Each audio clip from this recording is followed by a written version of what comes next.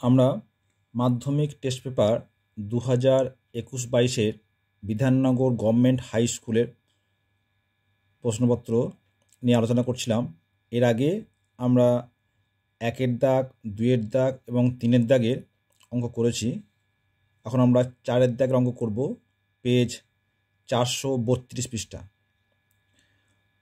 প্রথম প্রশ্ন, বার্ষিক 5% সরল সুদের হারে কত টাকার মাসিক সুদ 1 টাকা হবে? খুব ভালো প্রশ্ন। দেখো, তাহলে এখানে দেওয়া আছে যে মাসিক সুদ 1 টাকা। তা মাসিক সুদ 1 টাকা কথার অর্থ যে বাৎসরিক সুদ হচ্ছে 1 × 12 সমান হচ্ছে 12 টাকা। আমরা মনে করি যে আসল পি, তাহলে আমাদের ফর্মুলা আছে যে I = P/T/100। তাহলে কি পাচ্ছি যে 12 = P5, কেন সুদের হার বলেছে 5% × 1/100। তাহলে কি পাচ্ছি যে P = 12 × 100/5। এখানে কেটে দিই, 5 × 20 = 100, তা 12 × 20 = 240। ঠিক আছে, তাহলে আসলে পরিমাণ হচ্ছে 240 টাকা। 2-এর অঙ্ক, বার্ষিক নির্দিষ্ট শতকরা হার সুদে কিছু টাকা n বছরে দ্বিগুণ হলে কত বছরে 4 গুণ হবে নির্ণয় করো। এখানে প্রশ্নটা উল্লেখ করে দেখো যে বার্ষিক নির্দিষ্ট শতকরা হার সুদে, এটা কিন্তু সরল সুদ বা চক্রবৃদ্ধি হার সুদ কিছু কিন্তু উল্লেখ করেনি। আমরা এখানে দুটোভাবে করে দেখাচ্ছি। যে প্রথমে আমরা সরল সুদের হিসেবে যদি করি, যে মনে করি সুদের হার R%, সেটা ধরে নিচ্ছি সরল সুদ। আসল পি, তাহলে কি বলছে যে n বছরের দ্বিগুণ, তাহলে সুদও হবে পি। তাহলে P = P/T, এখানে n/100, P কেটে যাচ্ছে, তাহলে R/100 = 1/n। মনে করি যে T বছরে 4 গুণ হবে, তাহলে 4 গুণ হওয়ার অর্থ হচ্ছে সুদে আসলে 4 গুণ, তা 4p থেকে যদি P বাদ দিই তাহলে সুদের পরিমাণ কত? 3p। I = P/T/100, তাহলে 3p = P/T/100, P কেটে যাচ্ছে। এবং লক্ষ্য করে দেখো, এই যে R/100 হচ্ছে 1/n, তাহলে T/n = 3, তাহলে T = 3n, অর্থাৎ 3n বছরে 4 গুণ হবে।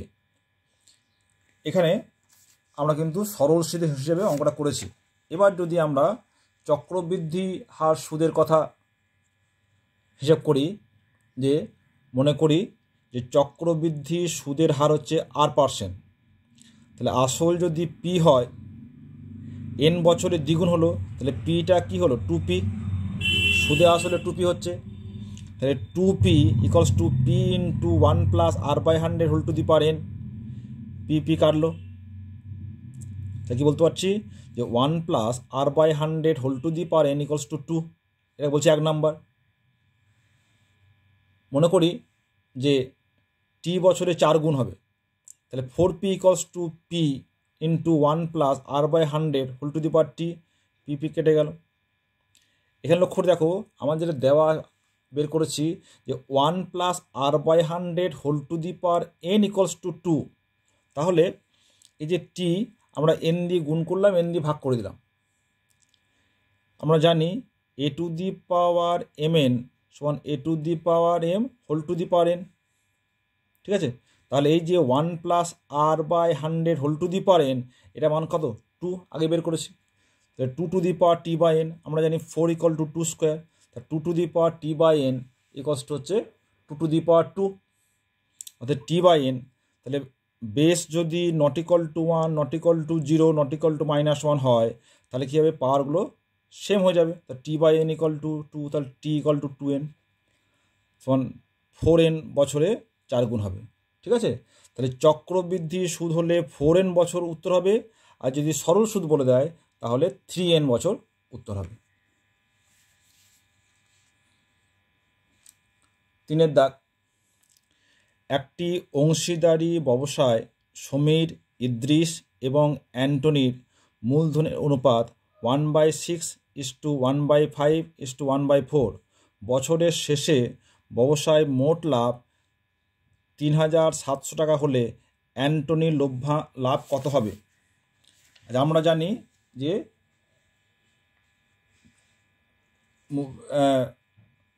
অংশীদারি কারবারে মূলধনের অনুপাতে লভ্যাংশ বণ্টিত হয়।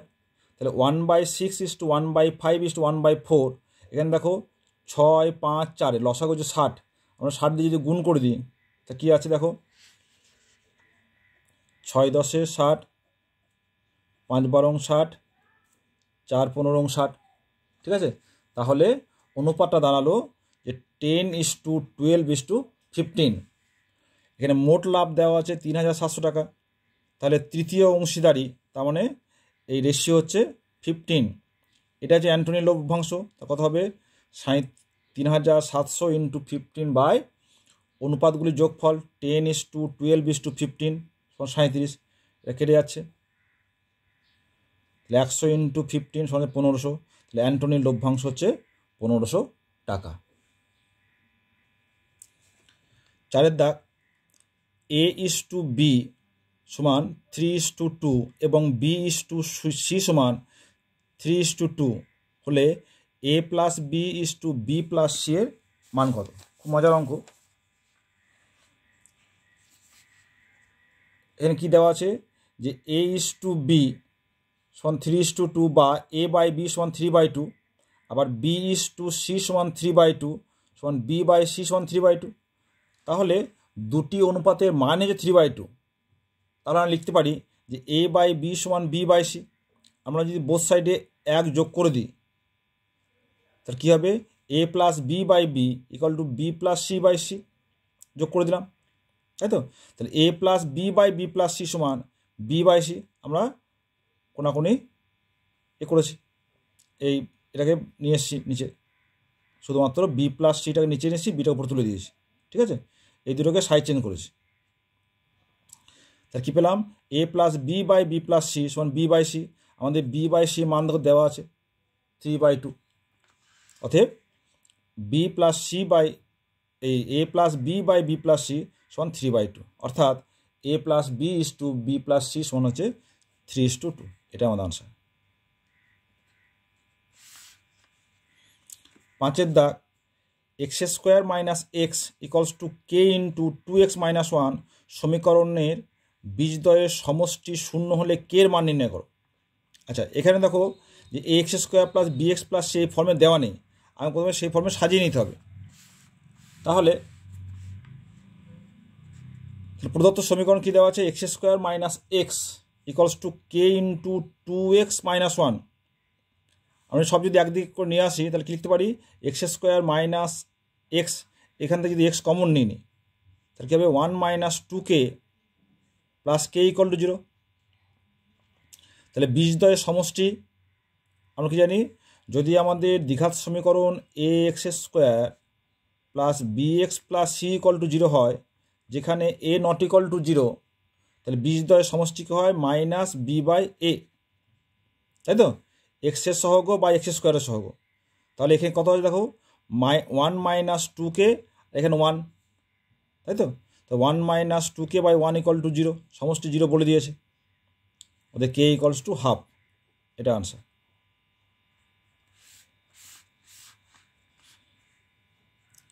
6 দাগ, 10 সেন্টিমিটার দৈর্ঘ্যের ব্যাসার্ধের দুটি সমান বৃত্ত পরস্পরকে ছেদ করে এবং তাদের সাধারণ জ্যায়ের দৈর্ঘ্য 12 সেন্টিমিটার। বৃত্ত দুটির কেন্দ্রদ্বয়ের মধ্যে দূরত্ব নির্ণয় করো।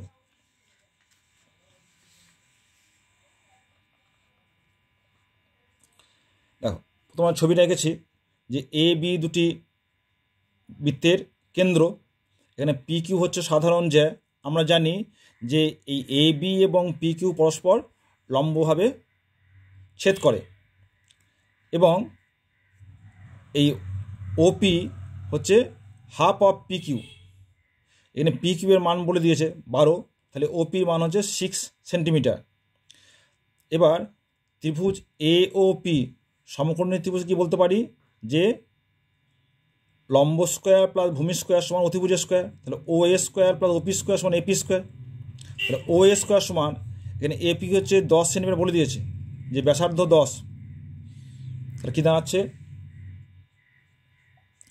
ও এ স্কোয়ার সমান 10 স্কোয়ার মাইনাস 6 স্কোয়ার, তাহলে 100 মাইনাস 36 64, তাহলে ও এ ইকলস টু 6 সেন্টিমিটার, এই 8 সেন্টিমিটার, 8 8 64। তাহলে এ বি, তো ও এ সমান হচ্ছে 8, তাহলে এ বি কবে এর ডবল 2 ও এ সমান হচ্ছে 2 × 8 সমান হচ্ছে 16 সেন্টিমিটার। তাহলে কেন্দ্রদ্বয়ের দূরত্ব হচ্ছে 16 সেন্টিমিটার।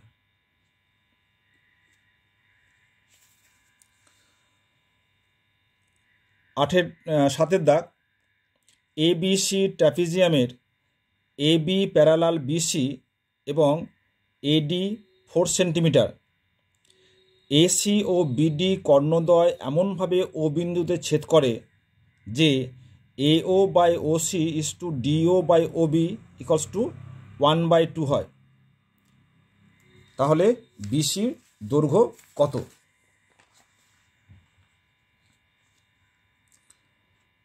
এখানে লক্ষ্য করে দেখো, তাহলে এই যে এ বি সি ডি এই ট্র্যাপিজিয়ামে কি বলে দিয়েছে বিসি সমান্তরাল এডি, এটা আমার দেওয়া আছে। তাহলে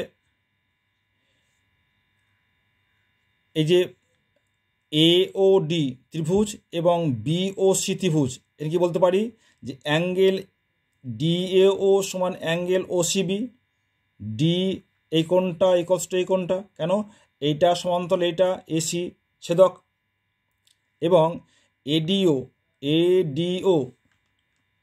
এই কোণটা সমান এই কোণটা ও বিসি, কেন যে এডি সমান্তরাল বিসি এবং বিডি ছেদক, এটা পরস্পর একান্তর কোণ, এবং অবশিষ্ট এই কোণ দুটি কি বিপ্রতীপ কোণ।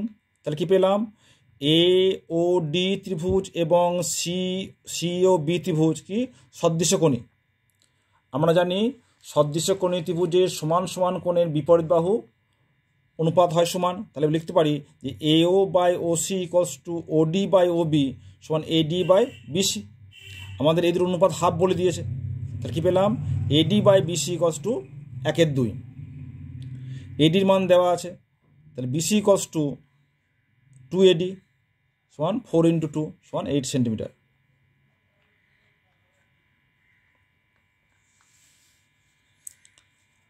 8 দাগ, 8 সেন্টিমিটার ব্যাসার্ধ বিশিষ্ট একটি বৃত্ত এ বি ও এসি দুটি জ্যা, এ বি সমান 2A সেন্টিমিটার এবং বৃত্তের কেন্দ্র থেকে এ বি ও এসি লম্ব দূরত্ব যথাক্রমে পি এবং কিউ, তবে দেখাও যে p square plus 3R square সমান 4Q স্কোয়ার। একটু বড় অঙ্ক, এটা যেমন ছবিটা আঁকি, তাহলে এই ও কেন্দ্রীয় বৃত্তের এ বি এবং এসি দুটি জ্যা, আমরা জানি যে দূরত্ব মানে হচ্ছে কেন্দ্র থেকে লম্ব দূরত্ব, এবং এও জানি যে এই কেন্দ্র থেকে জ্যায়ের উপর লম্ব জ্যাকে সমদ্বিখণ্ডিত করে। তাহলে মনে করছি যে ও এম লম্ব এ বি এবং ও এম সমান পি আর ও এন লম্ব এসি, তাহলে O N equals to Q, ঠিক আছে, এবং এ ও বৃত্তের ব্যাসার্ধ হচ্ছে আর। তাহলে এখানে লক্ষ্য করে দেখো যে এ ও এম এটা একটা সমকোণী ত্রিভুজ, কেন ও এম এ হচ্ছে সমকোণ। তাহলে এখান থেকে বলতে পারি যে পিথাগোরাসের উপপাদ্য যে A M square plus O M square সমান ও এন স্কোয়ার, লম্ব স্কোয়ার প্লাস ভূমি স্কোয়ার সমান অতিভুজ স্কোয়ার। তাহলে এখান থেকে বলতে পারি যে AM equals to root over R square minus P square. আবার দেখো ত্রিভুজ AON, এখান থেকে বলতে পারি যে AN square plus ON square, AN square plus ON square সমান AO স্কোয়ার। একইভাবে AN equals to root over Q square minus R square minus Q square. এখানে দেখো AB ইকুয়াল টু 2AC, তাহলে half of AB equals to half of 2AC। Half of AB মানে হচ্ছে AM R half of 2AC মানে হচ্ছে AN, ঠিক আছে। তাহলে AM equal to 2AN, AM এর মান কত বেশি, রুট ওভার আর স্কোয়ার মাইনাস পি স্কোয়ার বসিয়ে দিলাম, AN এর মান পেয়েছি r square minus Q square বসিয়ে দেওয়া হয়েছে, এ বসের হোল স্কোয়ার করে দিলাম, r square minus P square equal to 2টা স্কোয়ার হয়ে গেল 4 r square minus Q square. তাহলে এখান থেকে পাচ্ছি যে p square plus 3 r square, কেন দেখো 4 আর স্কোয়ার, এখানে r square 3 r square equals to 4 Q square, ঠিক আছে, এটা প্রমাণিত হলো।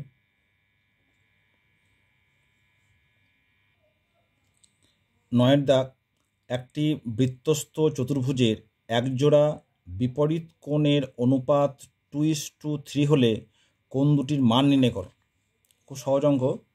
দেখো আমরা জানি যে বৃত্তস্থ চতুর্ভুজের বিপরীত কোণগুলির সমষ্টি হচ্ছে 180 ডিগ্রি। তার অনুপাত কি দেওয়া আছে 2:3। ধরে নিলাম যে কোণগুলি হলো 2x এবং 3x, তাহলে 2x প্লাস 3x সমান 180, তাহলে x ইকুয়ালস টু 180/5। এতে কাটাকাটি করে দিই, কত হচ্ছে 36 ডিগ্রি। তাহলে x এর মান 36 ডিগ্রি, এখানে x হলো অনুপাত ধ্রুবক। তাহলে কোণগুলি কি 2x 2 × 36 মানে 72 এবং 3 × 36 মানে হচ্ছে 108 ডিগ্রি। তাহলে কোণগুলির মান হলো 72 ডিগ্রি ও 108 ডিগ্রি। 10 দাগ, একটি ঘনকের প্রতিটি ধারের দৈর্ঘ্য 50% বৃদ্ধি পেলে ঘনকটির সমগ্র তলের ক্ষেত্রফল শতকরা কত বৃদ্ধি পাবে নির্ণয় করো। তাহলে আমরা মনে করছি যে ঘনকের প্রতিটি বাহুর দৈর্ঘ্য A, তাদের সমগ্র তল ক্ষেত্রফল কত 6a², কারণ ঘনকের তল সংখ্যা 6টি, 6a² বর্গ একক। এখন বলছে যে দৈর্ঘ্য 50% বৃদ্ধি পেলে তাহলে নতুন কত হবে A প্লাস এর 50% 50/100, তাহলে 50 মানে 2a/2, তাহলে 3a/2। অতএব নতুন ঘনকের সমগ্র তলের ক্ষেত্রফল 6 × 3a/2 হোল স্কোয়ার, তাহলে 6 × 9a²/4 ঘন একক, এটা হচ্ছে বর্গ একক, ঠিক আছে। তাহলে ক্ষেত্রফল হবে, ক্ষেত্রফল বৃদ্ধি পেল সমান কত 9/4 × 6x² মাইনাস 6a² সমান 5/4 × 6a²। অতএব শতকরা বৃদ্ধি সমান কি ফর্মুলা, যে বৃদ্ধির পরিমাণ বাই মূল ক্ষেত্রফল ইন্টু 100, তাহলে 5/4 × 6a² ইন্টু 100, তাহলে 6a² 6 কেটে গেল, তাহলে 5/4 × 100, তাহলে 4 হচ্ছে কত 25, তাহলে 5 × 25 মানে 125, ঠিক আছে। তাহলে শতকরা বৃদ্ধির পরিমাণ হচ্ছে 125, এটা জানছে। 11 দাগ, একটি লম্ববৃত্তাকার চোঙের বক্রতলের ক্ষেত্রফল c বর্গ একক, ভূমির ব্যাসার্ধের দৈর্ঘ্য r একক এবং আয়তন v ঘন একক হলে CR/v এর মান নির্ণয় করো। তো মনে করি চোঙের উচ্চতা হচ্ছে h একক, তাহলে বক্রতলের ক্ষেত্রফল 2πr/h বর্গ একক। আমাদের বলেছে বক্রতল হচ্ছে c, তাহলে c ইকুয়ালস টু 2πr/h বর্গ একক। আয়তন πr²/h, তাহলে আমরা বসিয়ে দিই CR/v, তাহলে c equals to 2πr/h r/πr², তাহলে দেখো পাই কেটে গেল, r × r² h কেটে যাচ্ছে, তাহলে দিস ইকুয়াল টু 2, আনসার হবে 2।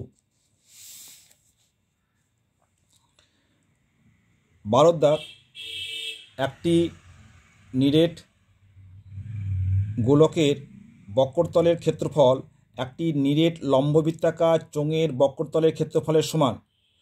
চোঙের উচ্চতা এবং ব্যাসার্ধের দৈর্ঘ্য উভয়ই 12 সেন্টিমিটার হলে গোলকটির ব্যাসার্ধের দৈর্ঘ্য কত?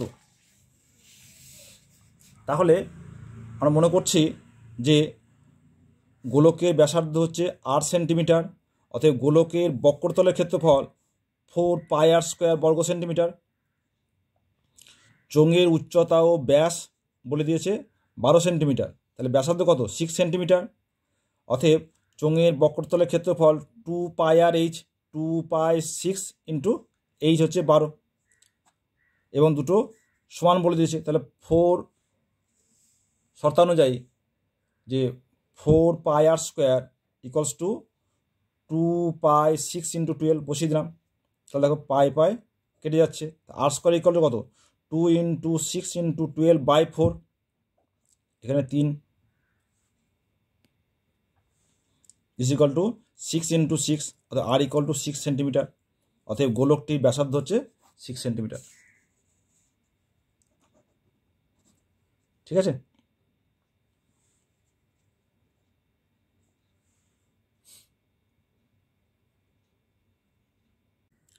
আমরা জানি যে অর্ধগোলকের নিরেট অর্ধগোলকের তল সংখ্যা দুটি, একটা হচ্ছে সমতল এবং একটি বক্রতল, তাই তো? আমাদের কি বলেছে যে একটি নিরেট অর্ধগোলকের সমতল সংখ্যা কয়টি?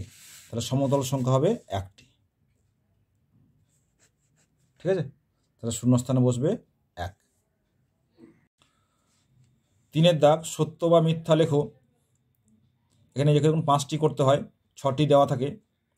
অংশীদারি ব্যবসায় কমপক্ষে 3 জন লোক দরকার, না কমপক্ষে 2 জন লোক দরকার। তাহলে কী হবে? ইয়া মিথ্যা, কমপক্ষে 2 জন লোক দরকার। তোমাদের শুধু মিথ্যা লিখলেই হবে, আমরা কারণটা লেখার জন্য এটা লিখেছি। নির্দিষ্ট আসলের উপর সমান হারে সুদ হলে 2 বছরের সরল সুদ চক্রবৃদ্ধি সুদের তুলনায় বেশি। আচ্ছা, এটা বুঝতে পারছো যে চক্রবৃদ্ধি বেশি হবে। তো যদি আমরা হিসাব করে দেখায় যে মনে করি যে সুদের হার দুটোর সমান আছে এবং আসল পি, তাহলে 2 বছরের চক্রবৃদ্ধি সুদ কত হবে? পি ইন্টু 1 প্লাস r/100 তার হোল স্কোয়ার মাইনাস পি। তাহলে a plus b whole square, a square plus 2ab plus b square. ব্যাকেটটা যদি তুলে দিই তাহলে কী হবে? পি কেটে যাবে, কি পড়ে থাকবে? 2pr/100 plus pr² by 100 into 100। ঠিক আছে? এখানে লক্ষ্য দেখো যে এই দুটি সংখ্যার যোগফল অবশ্যই এর থেকে বড়, তাই তো? এই 2pr/100 মানে কি? 2 বছরের সরল সুদ। 2 বছরের সরল সুদ থেকে চক্রবৃদ্ধি সুদের পরিমাণ বেশি। ঠিক আছে? আমরা সেটা অঙ্ক কষে কিন্তু দেখিয়ে দিলাম। তাহলে উত্তর কী হবে? উত্তর হবে মিথ্যা।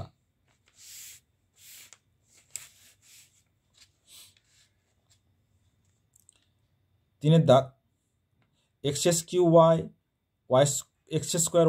এবং xy³ ক্রমিক সমানুপাতিক।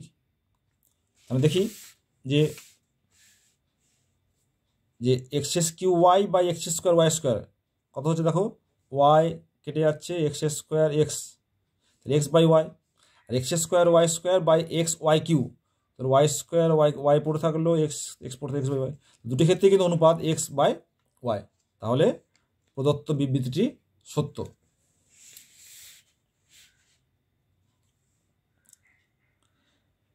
চারের দাগ, x ইকুয়ালস টু 2 প্লাস √2 হলে x প্লাস 1/x এর মান 2√2। করে দেখি কী দাঁড়াচ্ছে যে x এর মান হচ্ছে x plus x equals to 2 plus √2, তাহলে 1/x কত? 1/2 প্লাস √2। আমরা যদি হরের করোনিনেশন করি তাহলে 2 মাইনাস √2 দিয়ে গুণ করে দেবো। তা কী পাবো? 2 মাইনাস √2 বাই 4 মাইনাস 2, তাহলে 1 মাইনাস √2/2। তাহলে x প্লাস 1/x সমান কত হচ্ছে? দেখো 2 প্লাস √2 প্লাস 1 মাইনাস √2/2, তাহলে 2 প্লাস 1 3, এটা কখনোই কিন্তু 2√2 সঙ্গে সমান নয়, তাহলে প্রদত্ত বিবৃতিটি মিথ্যা। সমকোণী ত্রিভুজের অতিভুজই হলো ত্রিভুজের পরিবৃত্তের ব্যাস। হ্যাঁ, আমরা জানি যে সমকোণী ত্রিভুজের পরিকেন্দ্র অতিভুজের উপর অবস্থিত, অর্থাৎ অতিভুজটাই হলো পরিবৃত্তের ব্যাস, তাহলে প্রদত্ত বিবৃতিটি সত্য। 6 দাগ, একটি ঘনকের প্রতিটি ধারের দৈর্ঘ্য অপর একটি ঘনকের ধারের দৈর্ঘ্যের দ্বিগুণ হলে ঘনকটির আয়তন অপরটির ঘনকের তুলনায় 4 গুণ হবে। আচ্ছা, করে দেখি। মনে করি প্রথম ঘনকের বাহুর দৈর্ঘ্য a একক, তাহলে আয়তন কত? a কিউব ঘন একক। দ্বিতীয় ঘনকের বাহুর দৈর্ঘ্য 2a, এর ডবল করে দিলাম, তাহলে আয়তন কত হবে? 2 এর হোল কিউব মানে 8a কিউব। তাহলে কত গুণ হলো? 8 ইন্টু প্রথম ঘনকের আয়তন 8 গুণ হচ্ছে। এটা আমাদের কী দেওয়া আছে? 4 গুণ। তাহলে প্রদত্ত বিবৃতিটি মিথ্যা। ঠিক আছে, তাহলে আমরা এই পাতায় 431 পাতায় আমরা 1, 2, 3 অঙ্কগুলো করলাম। 4 অঙ্কগুলো আমরা পরবর্তী ভিডিওতে আলোচনা করব, কারণ ভিডিওর দৈর্ঘ্য কিন্তু অনেক বেশি হয়ে যাচ্ছে। ঠিক আছে, তোমরা পরবর্তী ভিডিওর জন্য লক্ষ্য করো।